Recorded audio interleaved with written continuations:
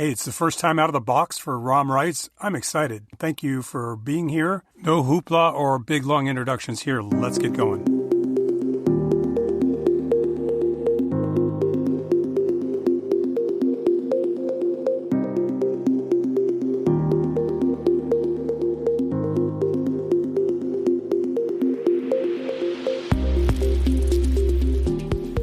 My name is Ramesh Nyberg, and this is the Rom Writes podcast.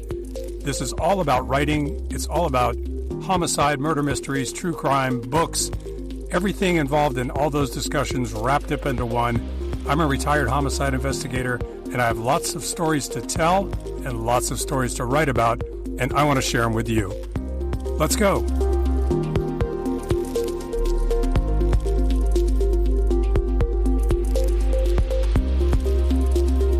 Let's go indeed. From my lavish studio in Miami, Florida, I come to you, Ramesh Nyberg, the first ever episode of Rom Writes, and I'm pretty jacked up about it. As you probably know, if some of you were former Nothing But the Truth listeners, did 27 episodes on Nothing But the Truth, and I had fun with that, but it was time for a change.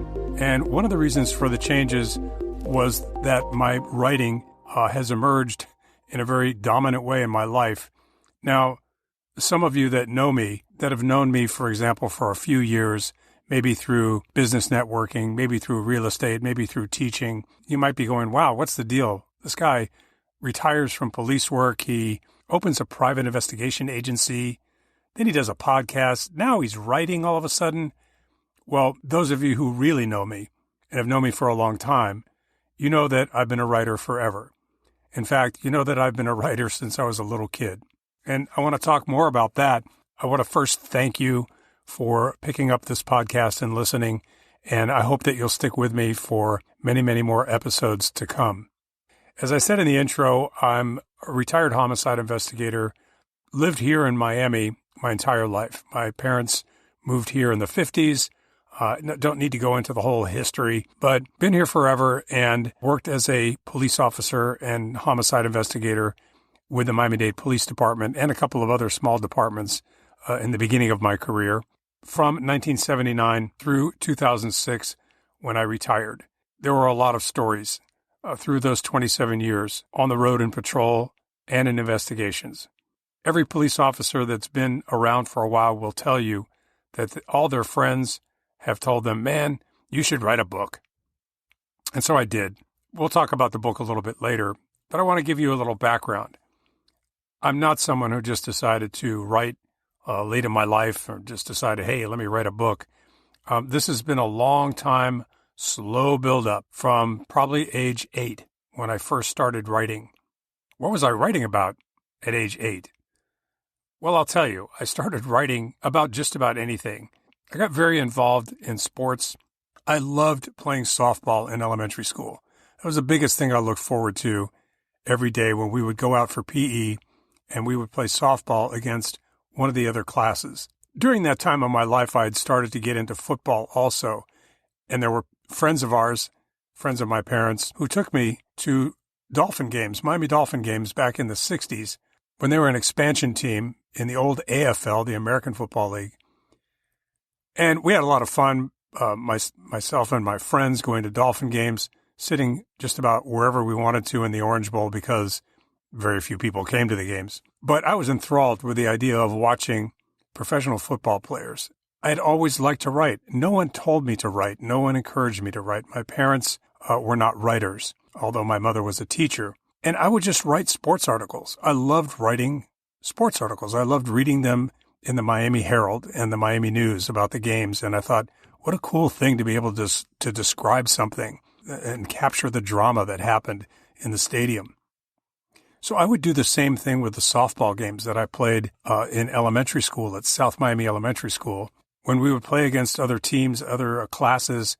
And, there would be a lot of drama for third and fourth, fifth graders, The drama was that Steve missed the catch at first base, and we're all screaming at him. And, I would keep track of the score, and I would write this article, flavored much like a Miami Herald sports article, with a headline and everything. And I took it to my third grade teacher one time, and she looked at it and she said, well, Ramesh, we don't have a school newspaper. And I just shrugged and I said, well, it's okay. I don't care whether we have a newspaper or not. I just write these things. So a lot of times I would write them kind of for myself. It didn't matter if anybody wanted to read them or not. I read them and I enjoyed them. And that continued. I kept writing. I would write about dreams I had. I would write about just about anything. When I got into police work, my God, my brain became crowded with the experiences I had and the stories I had. And I was writing them all down kind of in rough notes fashion. And then I would write some kind of short vignettes about a particular case, a chase that my partner and I got into.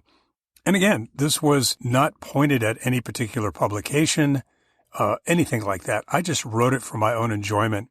Sure, it was therapeutic for me as well. It did relieve some of the stress of the job when I could write these things down.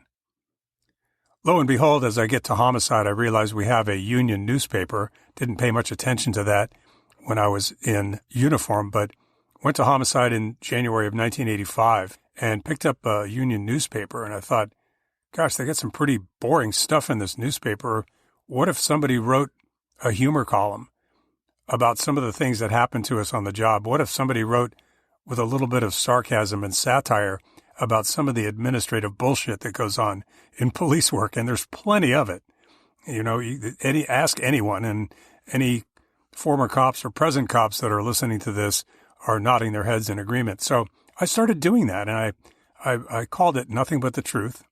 I sent it to the editor at the PBA, the Police Benevolent Association, that published the newspaper, which was called Heat. So she loved it, and she goes, "This is funny. This is great.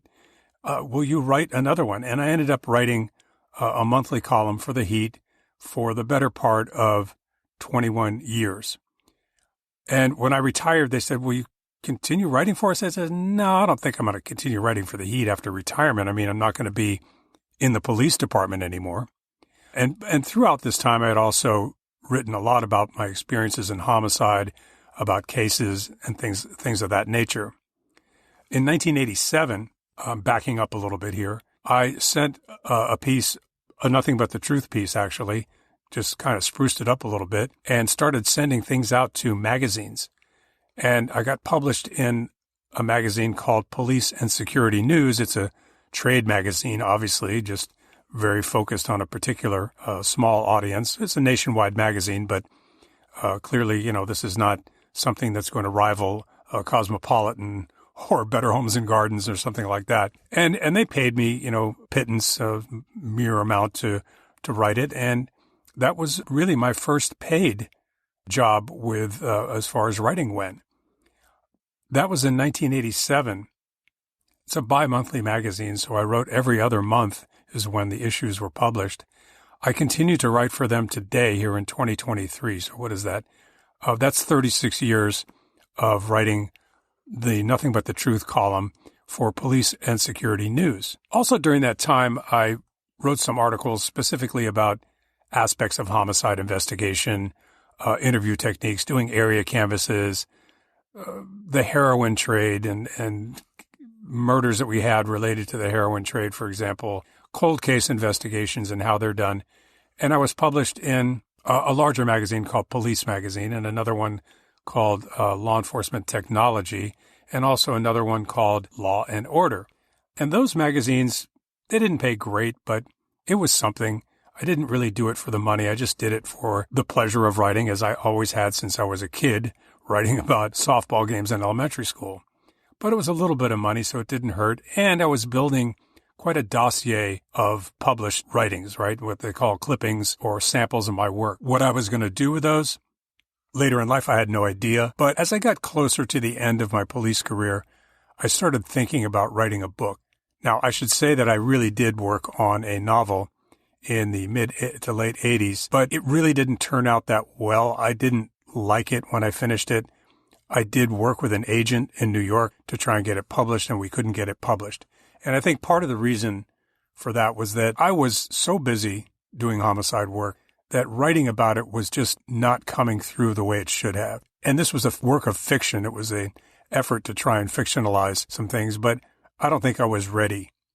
But I'm glad I tried. So I put that down. I think that's long been discarded. A few years after I retired in 2006, I started to put together what amounts to an autobiography. Over the years, I worked on it, and then finally I decided I need to finish this thing. I really want to get this thing published. And that became a dream of mine, was to get that book published. While I was working on that, I also wrote a small book called The 10 Must-Haves to be a Great Detective. And I wrote that more or less as a training manual. I call it more of a glorified manual than a real book. And I'm not trying to be, overly humble here. I do count it as a book, but it's really not in the same club, in the same realm as what I'm working on now. And that's on Amazon, by the way, if you want to look it up. The 10 Must-Haves to be a Great Detective. It's available on Kindle and also in paperback. Wow, this is advertisement just jumped out of nowhere there. Anyway, I get back to the autobiography, which I finished in December of 2022. I sent it to an agent. We worked back and forth. She didn't want it at first. And then finally, she agreed to represent me in February of 2023. And we have it submitted to an editor at a major publishing house. I decided to go with the traditional publishing avenue rather than go with self-publishing. And there's a couple of reasons for that. We can talk about that in a later episode, but primarily I need somebody to do the work. I need somebody to do the editing. By the way, I did 5 edits on my own, but they have their own copy editors and development editors and various people that pick the book apart, scrutinize it, and until it's polished up and ready to go. So that's where it is now. It's sitting at an editor's desk. We do not yet have an offer for a contract. So as I sit here talking to you on March 27th, 2023, I have no idea whether this editor has even read it yet or even opened that particular email from my agent. The beauty of having an agent in the publishing world is that they help you put together what's called a proposal package. And that's absolutely crucial in this day and age to get a book published, from what she's told me. And that's a lot of work, too, to get that proposal package ready and submit it with the manuscript of the book. The book is called Badge, Tie, and Gun, Life and Death Journeys of a Miami Detective. I struggled with what to call the book and what the subtitle would be for quite some time until I finally landed on that. The agent liked it. There we go, off to the races with the title. And so that's what I've got going on now.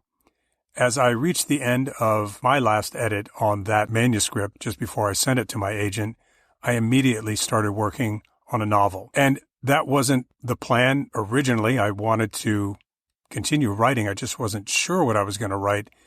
But the writing process, the editing process, reading these pages over and over again, just kind of opened the floodgates again. And just like I was back in elementary school, there I was with a bunch of different ideas, writing my heart out. And I'm writing a novel currently called The Flyboys. It's set in 1986 Miami, and I'm very excited about it, and I can tell you more about that later. But that's a work in progress. It's not completed. It hasn't been shown to anyone. It hasn't even been shown to my agent yet. And I'm having a lot of fun with it. It's really a challenge to write fiction, but it's also very liberating to write fiction and very exciting. We'll talk about that a little bit more later. Thanks you for joining me on the first ever episode of Rom Writes. By the way, my format for this podcast is Buzzsprout. They are a fantastic podcast company, very easy to use. I've never had to use their tech support people, and for me, that says a lot. And so if you ever want to start your own podcast, I would highly suggest you use Buzzsprout. Just go to buzzsprout.com. Better yet, click the link in the show notes of this episode. Stay tuned for the next episode. I hope to have that done in a couple of weeks. And until then, always put your best foot forward, but don't forget to work on your other foot. So long, everybody.